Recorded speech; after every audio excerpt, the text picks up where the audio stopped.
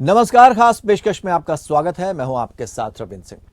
आज हम बात करेंगे केंद्र सरकार के अध्यादेश की, जिसकी वजह से विपक्षी एकता पर संकट के बादल मंडरा रहे। अधिकारियों के तबादलों और पोस्टिंग पर दिल्ली सरकार से नियंत्रण छीनने के लिए केंद्र का अध्यादेश साझा एजेंडा बनाने के प्रयासों में आप और कांग्रेस के बीच एक बाधा बन चुका है। आम आदमी पार्टी को बेंगलुरु में होने वाली समान विचारधारा वाली विपक्षी पार्टियों की दूसरी बैठक में शामिल होने के लिए कांग्रेस से निमंत्रण मिला है। पार्टी नेता राघव चड्ढा ने शुक्रवार को यह जानकारी दी। हालांकि आपके राज्यसभा सांसद ने कहा, 2024 के लोकसभा चुनाव से पहले विपक्षी एकता पर कोई और चर्चा तभी होगी जब कांग्रेस औपचारिक रूप से दिल्ली अध्यादेश मुद्दे पर अपना रुख साफ करेगी। पटना में विपक्षी दलों की पहली महत्वपूर्ण बैठक में आपने अलग टिप्पणी करते हुए कहा था कि अगर कांग्रेस ने विवादास्पद अध्यादेश पर अपना रुख स्पष्ट नहीं किया तो पार्टी के लिए भविष्य की बैठकों में भाग लेना मुश्किल हो जाएगा। चड्ढा ने एएनआई को बताया कि कांग्रेस पार्टी ने आपको बेंगलुरु में विपक्ष की बैठक के लिए निमंत्रण भेजा। हालांकि पटना विपक्ष की बैठक के दौरान सभी समान विचारधारा वाले दलों के सामने कांग्रेस पार्टी ने कहा था कि वे संसद का मानसून सत्र शुरू होने से 15 दिन पहले दिल्ली अध्यादेश पर अपना रुख स्पष्ट करेंगे। आप प्रवक्ता संदीप पाठक ने 2024 के लोकसभा चुनाव में नरेंद्र मोदी के नेतृत्व वाली भाजपा से मुकाबला करने के लिए विपक्षी एकता के महत्व पर जोर दिया और उम्मीद जताई कि बेंगलुरु में सार्थक बैठक होगी। एक तरफ दिल्ली में आम आदमी पार्टी की सरकार केंद्र के लाए गए अध्यादेश के खिलाफ विपक्षी दलों का समर्थन जुटाने पर तुली है, तो वहीं इस मसले पर कांग्रेस से तनाव होने के बावजूद पार्टी उससे पूरी तरह से दूरी भी नहीं बना पा रही। हालांकि आम आदमी पार्टी और कांग्रेस दिल्ली, पंजाब समेत राजस्थान में भी एक दूसरे को घेरते नजर आ रहे हैं, लेकिन इसके बावजूद पार्टी ने राहुल गांधी के सदस्यता मामले में केंद्र सरकार को घेरा है। आपको बता दें कि राहुल गांधी की सदस्यता मामले को लेकर गुजरात हाईकोर्ट के फैसले पर आपका आधिकारिक बयान सामने आया। पार्टी की ओर से कहा गया कि पूरे देश में दिख रहा है कि जो लोग भी विपक्ष में हैं उन पर हर प्रकार के केस किए जा रहे हैं, उनके पीछे एजेंसियां लगाई जा रही हैं और सदस्यता भंग करने की कोशिशें हो रही हैं। जो भी केंद्र सरकार के विरोध में है उन पर कोई ना कोई कार्रवाई चल रही है। वहीं जब मार्च में राहुल गांधी के सांसद के तौर पर संसद सदस्यता चली गई थी, तब भी सरकार ने कोर्ट के फैसले पर असहमति जताई थी और केंद्र सरकार का विरोध किया था। राहुल गांधी की सदस्यता जाने के बाद अरविंद केजरीवाल ने कोर्ट के फैसले पर असहमति जताते हुए ट्वीट भी किया था। लेकिन सवाल यह है कि अपने अपने स्वार्थ सिद्धि के लिए एकता स्थापित करने की कोशिश की जा रही है, लेकिन कैसे ये एकता स्थापित होगी इसको हमें समझना होगा कि जब तक कोई किसी के बुरे वक्त में उनके साथ नहीं खड़ा तो वो कह रहे हैं कि हम आपके साथ कैसे खड़े हो सकते हैं। 3 खास मेहमान इस चर्चा में हमारे साथ शामिल हैं, जिनसे हम आपको रूबरू कराना चाहेंगे। हमारे साथ देवेंद्र प्रमुख भारतीय जनता पार्टी के नेता जुड़े हैं, डॉक्टर टीना कर्मवीर कांग्रेस से हमारे साथ जुड़ी हैं, रमेश श्रीवास्तव प्रवक्ता आम आदमी पार्टी हमारे साथ जुड़े हुए हैं। आप जिस तरह से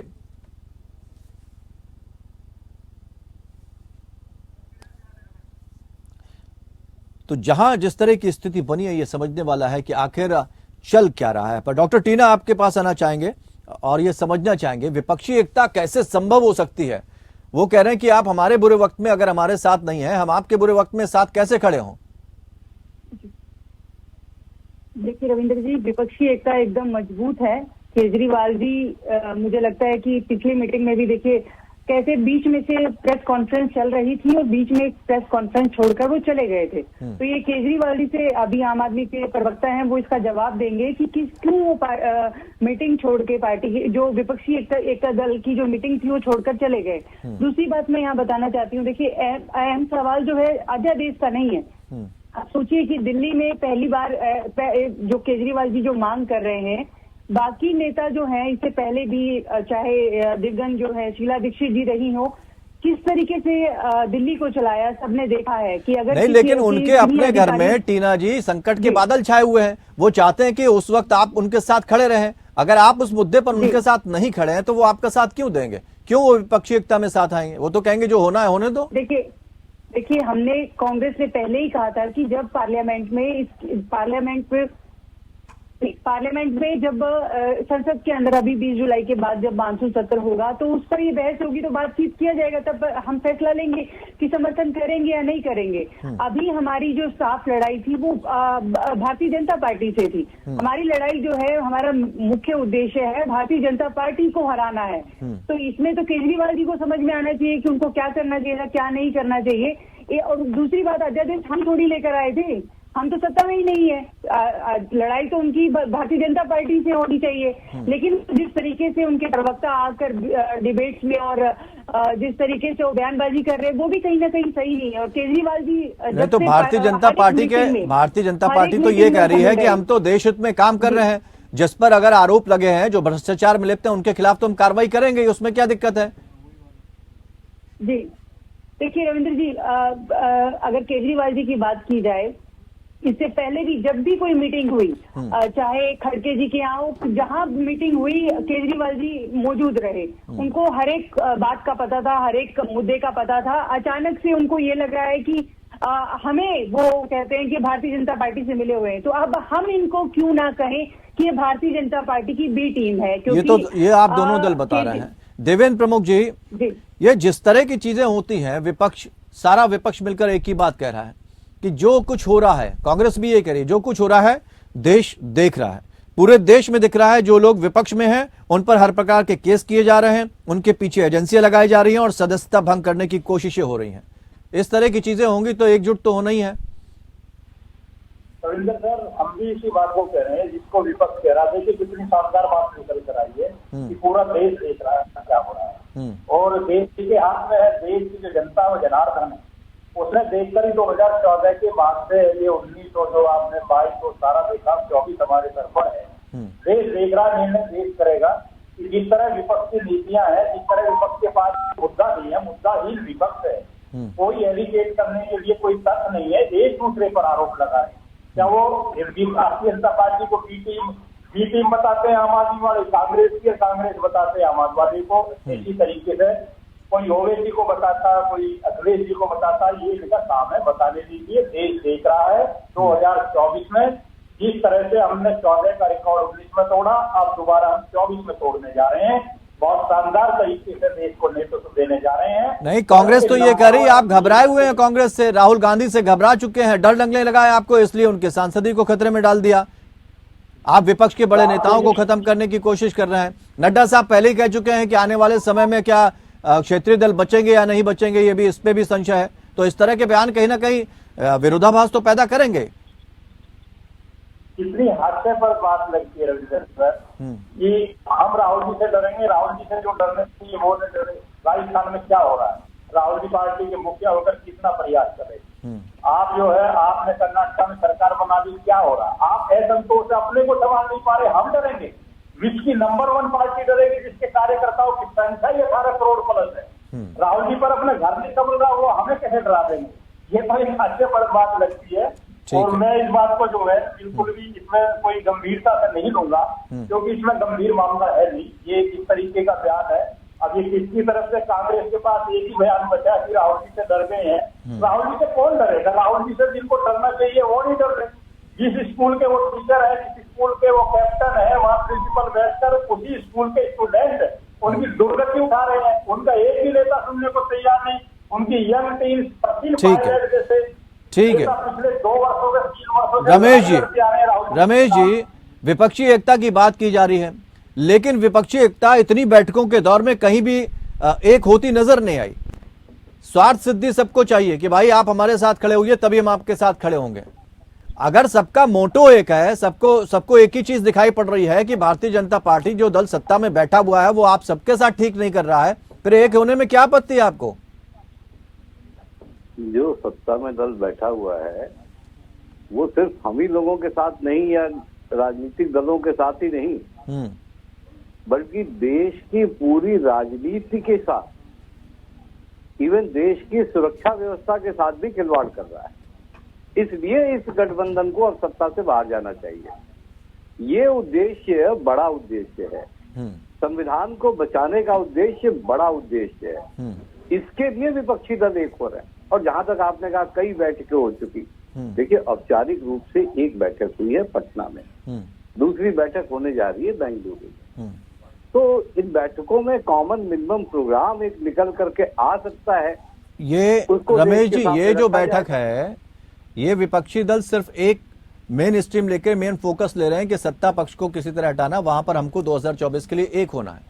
लेकिन इससे पहले देखिए राष्ट्रपति चुनाव हुआ, उपराष्ट्रपति चुनाव हुआ, है ना, तो कई बैठकों के दौर और चलने का मतलब ही यही है लेकिन कहीं भी विपक्ष एक नजर नहीं आया। सबके अपने अपने अपनी अपनी डफली है, सबका अपना अपना राग है, कैसे एक होगा? मैं 2 उदाहरण दूंगा। लैंड एक्विजिशन बिल मोदी सरकार लेके आई, विपक्ष और जनता के दबाव में वापस लेना पड़ा। कृषि बिल मोदी सरकार लेकर के आई, पास भी कराया, वापस लेना पड़ गया। तो आप ऐसा ना सोचें कि विपक्ष एक नहीं है। विपक्ष में मुद्दों पर आधारित एकता पहले भी थी, अभी भी है, और मुझे उम्मीद है आगे भी रहेगी। तो कांग्रेस से यहाँ क्या उम्मीद है? क्यों आप लोग अलग थलग नजर आ रहे हैं? देखिए, हम अलग थलग नजर नहीं आ रहे हैं। हमने पहले ही कहा है ना कि संविधान को बचाने की लड़ाई है। तो इस संविधान को बचाने की लड़ाई में कांग्रेस पार्टी ने जो पिछली बैठक में कहा था कि हम मानसून सत्र से 15 दिन पहले अपना रुख स्पष्ट कर देंगे कि जो दिल्ली में काला अध्यादेश लाया गया उस पर हम क्या सोचते हैं। ठीक है, तो बेंगलुरु की बैठक में शामिल होंगे क्या केजरीवाल साहब? ये मैं कहना ही चाहता हूँ, गेंद कांग्रेस के पाले में है। अभी नहीं शामिल होंगे केजरीवाल साहब या नहीं होंगे? देखिए, पहले कांग्रेस अपना पक्ष तो स्पष्ट कर दे। हमने तो उसी समय पूरा प्रेस स्टेटमेंट। ठीक है, टीना जी आपसे इस सवाल का जवाब लेंगे, एक छोटा सा ब्रेक। आम आदमी पार्टी स्पष्ट कर रही है कि कांग्रेस पहले अपना रुख साफ करे, उसके बाद हम बेंगलुरु में होने वाली बैठक पर विचार करेंगे। टीना जी आपके पास आना चाहेंगे। आम आदमी पार्टी ने रुख साफ कर दिया, आप भी अपना रुख साफ कर दो तो चीजें साफ हो जाए। देखिए, हमने पहले कहा कि संसद में इसको फैसला लिया जाएगा। पहले खड़गे साहब ने अपनी स्टेट यूनिट से बातचीत की है। ऐसा नहीं है कि हमारे यहाँ फैसला जो है एक व्यक्ति लेता है। उन्होंने स्टेट यूनिट से बात की, दिल्ली में बैठे सभी लोगों से बातचीत की है। और दूसरी बात मैं ये कहना चाहती हूँ कि देखिए, आम आदमी पार्टी जो है कि कृषि कानून आए तो ये भाजपा के समर्थन में, 370 में तो ये रुख साफ होगा। इस पे कैसे आश्वासन दिया जाएगा? इतनी देर क्यों की जा रही है? अगर सारी चीजें तेज गति से हो रही है, सत्ता पक्ष तो बहुत काम तेज कर रहा है, आप लोग इतना सुस्त क्यों कोई निर्णय लेने में? नहीं, निर्णय लिया जाता ना। केजरीवाल जी क्यों छोड़कर चले गए? मीटिंग क्यों छोड़कर चले गए? जब प्रेस कॉन्फ्रेंस हो रही थी, सारे सहयोगी दल जो लाइक माइंडेड पार्टियां थी, सहयोगी दल जो है सब साथ बैठे थे, तो ये क्यों चले गए? सवाल तो यहाँ पर भी है। रमेश जी जवाब दीजिए। ठीक है, रमेश जी जवाब दीजिए। अगर आप एकता चाहते हैं तो बीच मीटिंग से क्यों चले गए? आपको उस वक्त खुद को साबित करना चाहिए था कि हम साथ में हैं, ठीक है, बाकी बातों पर फिर विचार कर लेंगे। मीटिंग में तो हम पूरी तरह शामिल थे, शुरू से लेकर अंत तक। जब मीटिंग के बाद संयुक्त पत्रकार वार्ता हो रही थी, हाँ, तब हमने कहा कि भाई हमारा रुख ये है। हाँ, तो फिर सारे नेताओं के बीच में चर्चा हुई कि फिर हमारा प्रेस कॉन्फ्रेंस में बैठना ठीक भी नहीं है, इसलिए हमने प्रेस स्टेटमेंट अलग से जारी किया। और आप देखें कि कांग्रेस पार्टी बड़े स्तर पर इस बात को समझ भी रही है, तभी उन्होंने हमें नेता दिया है। ऐसा नहीं है कि उनके अंदर समझदारी नहीं है, वो समझ रहे हैं, तभी उन्होंने हमें आमंत्रित भी किया है। आप नहीं समझ रहे? हम भी समझ रहे हैं। टीना जी, फिर कमी कहाँ आ रही है? वो भी समझ रहे हैं, आप भी समझ रहे हैं, उसके बाद भी बैठक पे संशय, भरोसा ही नहीं आप लोगों को एक दूसरे पर, इतनी चीजें साफ होने के बाद।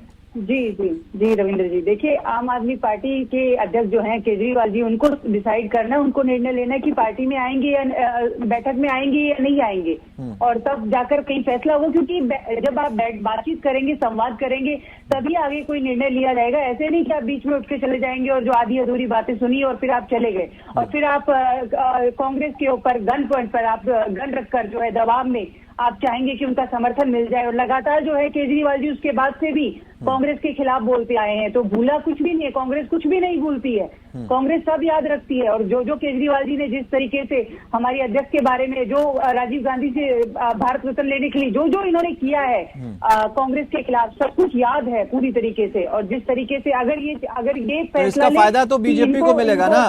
अगर आप लोग इस तरह से लड़ते रहे तो इसका फायदा बीजेपी को मिलेगा। रमेश जी, जी बीजेपी को कोई फायदा नहीं मिलने वाला रविंद्र जी। अभी जब मैंने आपकी डिबेट को ज्वाइन किया, हाँ, तो उसमें ABCD का गेम चल रहा था, ये बी टीम, वो बी टीम, वो बी टीम। हाँ, अरे आप ABCD फंसे रहिए, बीजेपी को बी का मतलब बुलडोजर समझ में आता है। They will bulldoze all your expectation if you do not unite.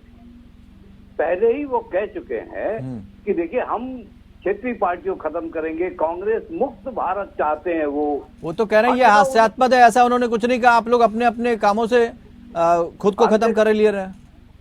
आप ये बताइए कई जगहों पे विपक्ष के दलों की सरकारें जीती। मध्य प्रदेश तो एग्जाम्पल है भाई। हाँ ये केंद्र प्रकरण करके उन्होंने सरकार को तोड़ ही दिया ना। ठीक है। देवेंद्र प्रमुख जी, महाराष्ट्र भी एग्जाम्पल है। दोनों दल कह रहे हैं ये संविधान को बचाए रखने की जो जिम्मेदारी है वो न्यायालय की होती है। सत्ताधारी दल जो है जब अपने अपने स्वार्थ सिद्धि के लिए किसी भी हद तक चले जाते हैं। भाई न्यायालय की अगर जिम्मेदारी संविधान बचाने की है तो लोकतंत्र को बचाने की जिम्मेदारी भी तो आप पर है। देखिए रविंद्र सर, लोकतंत्र को कहाँ खतरा है? देखिए अब लड़ाई लोकतंत्र की हो तो भारतीय जनता पार्टी की जिम्मेदारी बनती है। नहीं तो वो कह रहे हैं जिस तरह से कार्रवाई की जा रही है वो केवल विपक्षी दलों पर कार्रवाई होगी। आपकी पार्टी में कोई नेता चाहे कितना भी भ्रष्टाचारी हो शामिल हो जाए उस पर कोई कार्रवाई नहीं। तो एक बात तो साफ है कि गलत के साथ खड़े होने वाला भी तो गलत है। बीजेपी में अगर भ्रष्टाचारियों को जगह देना और डिप्टी सीएम बना देना ये सही है, सही लोकतंत्र की पहचान है। देखिए रविंद्र सर, अच्छा क्वेश्चन है, आपका स्वागत करता हूँ मैं। और हाँ। कोशिश करता हूँ कि मैं तथ्य बोलूँ, बेवजह जो है बोलने से कोई फायदा नहीं, कम समय मिलता है। जिस तरह से आपने कहा कि कांग्रेस इस बात को कह रही है या आम आदमी पार्टी कह रही है, अभी जो कांग्रेस आम आदमी पार्टी के 2 मिनिस्टर दिल्ली में जेल में है, जिनमें उप मुख्यमंत्री भी है, कांग्रेस का कितना प्रयास है, कितने तक कांग्रेस ने निकाल के दिए थे इनके खिलाफ एविडेंस कांग्रेस देने कोर्ट तक पहुंची या नहीं पहुंची? तो ये अपनी लड़ाई को हमारे से क्यों है? मैं तो कहता हूँ नहीं तो कई नाम हैं, अजीत पवार हैं, शुवेंदु अधिकारी हैं, एकनाथ शिंदे हैं, हार्दिक पटेल हैं, ये ऐसे नाम हैं। इनका भी मैं स्वागत करता हूँ। हाँ। लेकिन ये दोनों लोग अपने मन जो है बेवेल विवाद किए बैठे हैं, इनके मन मिलते नहीं और शादी इन लोगों ने कर ली। तो ये तो तलाक ठीक तो है। होना। टीना जी सवाल पूछना चाहती हैं कुछ आपसे? टीना जी, ठीक है, टीना जी कुछ पूछना चाहती हैं देवेंद्र जी आपसे? जी, दिवंगत अटल बिहारी वाजपेयी जी कह रहे थे एक अपने संसद के अंदर कि मैं ऐसी जो जोड़ तोड़ की राजनीति है, ऐसी सत्ता चिमटे से भी छूना पसंद नहीं करता हूं। लेकिन मुझे लगता है कि देश के प्रधानमंत्री जो है वो बहुत कंफर्टेबल है। सत्यपाल मलिक कहते भी है कि उनको भ्रष्टाचारियों से कोई खाता वो नहीं है, कोई उनको दिक्कत नहीं है। तो सत्यपाल मलिक जो है वो भारतीय जनता पार्टी से नहीं है, हम लोगों के नेता थोड़ी है, वो तो खुद कह रहे हैं। तो लोकतंत्र की हत्या तो साफ तौर पर हो रही है कि नहीं हो रही है, ये बताइए। लेकिन मैं एक बात जो है आपके चैनल के माध्यम से दर्शकों को ये पहुंचाना चाहती हूँ कि देखिए जो विपक्षी पार्टियां हैं वो पूरी तरीके से एकजुट है, क्योंकि हम लोग जो है वो संविधान बचाने की लड़ाई में शामिल है। जितनी पार्टियां हैं, चाहे अब हमें ये नहीं तय करना कि केजरीवाल जी होंगे या नहीं होंगे शामिल, लेकिन जितनी और अन्य दल हैं वो पूरी तरीके से, क्योंकि भारतीय जनता पार्टी ने जिन जिन दलों के साथ अपना एक गठजोड़ किया उसके बाद उन्हीं की पीठ में छुरी घोंपने का काम किया। लेकिन भारतीय जनता पार्टी का टीना जी ये कहना है कि हम तो भ्रष्टाचारियों के खिलाफ कार्रवाई कर रहे हैं। तो घोटालों की बात कर रहे हैं तो आम आदमी पार्टी और कांग्रेस दोनों ही घोटालों से घिरे हुए हैं, तो अंतर क्या रह जाता है? कैसे मैसेज देंगे कि हम सही हैं, इतने घोटाले अगर आ जाते हैं? देखिए जितनी लंबी लिस्ट जो है भारतीय जनता पार्टी की है उतनी तो लिस्ट कभी किसी राजनीतिक दल की नहीं रही है। लगातार जो है नारायण राणे, लक्ष्मण बंगारू, कितने लोग हैं जिन्होंने भारतीय जनता, और अजीत पवार जी के बारे में तो देवेंद्र साहब कहते आए हैं कि चक्की पीसिंग, फिर अचानक से उनको डिप्टी सीएम बना दिया है। कितने ऐसे नेताओं को उन्होंने भर्ती कर लिया, उसके बाद हेमंत विश्व शर्मा रहे हैं, कितने लोगों पर, लेकिन कभी कोई कार्रवाई नहीं की। कार्रवाई जो है विपक्षी नेताओं पर लगातार होती आ रही है। तो ये भी सवाल है और जनता देख रही है। ठीक है रमेश जी, लेकिन एक बात हमें समझनी होगी। ठीक है रमेश जी, एक बात तो समझनी होगी, ये किस्सा बड़ा आम है, बच्चे भी समझ लेते हैं, और कहानी हमें सुनाई जाती है कि लकड़ी अगर अलग अलग रहती है तो वो टूट जाती है, लेकिन वही 4 कमजोर लकड़ियां अगर एक साथ लाई जाएं तो उन्हें तोड़ा नहीं जा सकता। क्या विपक्षी दलों को ये बात समझ में नहीं आती है, जबकि एक बच्चा भी समझ लेता है इस चीज को? तो 2 बातें कहूंगा। ये जो भारतीय जनता पार्टी विपक्ष के लोगों पे भ्रष्टाचार का आरोप लगा रहे हैं, प्रधानमंत्री जी हर मंच से गरजते हैं कि एक को भी नहीं छोड़ूंगा। मुझे बताइए पिछले 8 साल से उनकी सरकार है, विपक्ष के कितने नेताओं को अदालत से कन्विक्ट करा करके जेल भेजा गया है? चार्जशीट लगा के जेल भेजना अलग बात है, क्योंकि वो सिर्फ पुलिस की कार्रवाई है। अदालत में निर्णय करा करके जेल किसी को नहीं भेजा गया। ठीक है देवेंद्र जी जवाब दें। और दूसरी बात, भ्रष्टाचारी को नहीं छोड़ूंगा का मतलब ये है कि उसको अपने साथ शामिल कर दूंगा भाई। ठीक है देवेंद्र जी जवाब दें संक्षेप में। मैं चीज ये क्लियर करता हूँ सर, जिस तरह से हमारे मित्रों ने ये चीज उठाई है और टीना जी ने भी उठाई है, इनका भी स्वागत करता हूँ। पहली बात तो ये क्लियर है कि जितने भी नेताओं के नाम ले रहे हैं जिसके खिलाफ, नहीं वो ये सवाल समझिए, वो कह रहे हैं कि कौन कितने दोषी पाए गए, दोषी पाए जाने के बाद किसको जेल भेजा आपने? चार्जशीट लगा के जेल भेज दिया, और वही काम जो है ब्रजभूषण शरण सिंह के खिलाफ जब चार्जशीट दायर हुई थी तो वो खुले घूम रहे थे। ये जो विरोध की चीज नजर आती है, विरोधाभास की, ये समझ में नहीं आती।